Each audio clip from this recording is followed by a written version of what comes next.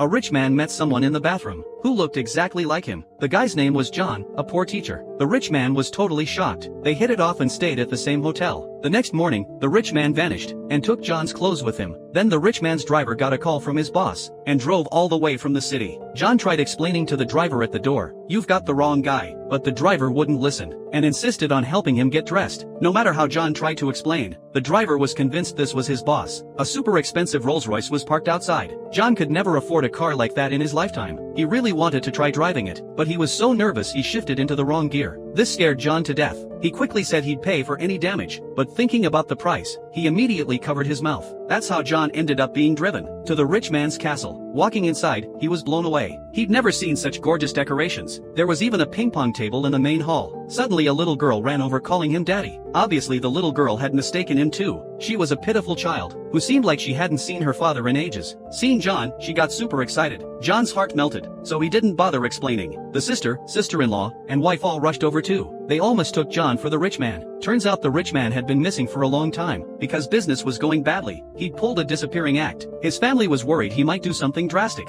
afraid he was overthinking things. Thank God he was back now. No matter how John tried to explain, the three of them just kept sighing. A maid led him to the rich man's mother's room. The old lady kissed John on the cheek. She didn't recognize her own son either, only cared about asking if the contract had been negotiated. Back in his room, John was exhausted, but his wife came to him crying. She kept apologizing to John for all sorts of little things. Seemed like the rich man was a real mean guy at home. Nobody figured out John's real identity. Only his wife thought something was a bit off, because her husband had become so gentle.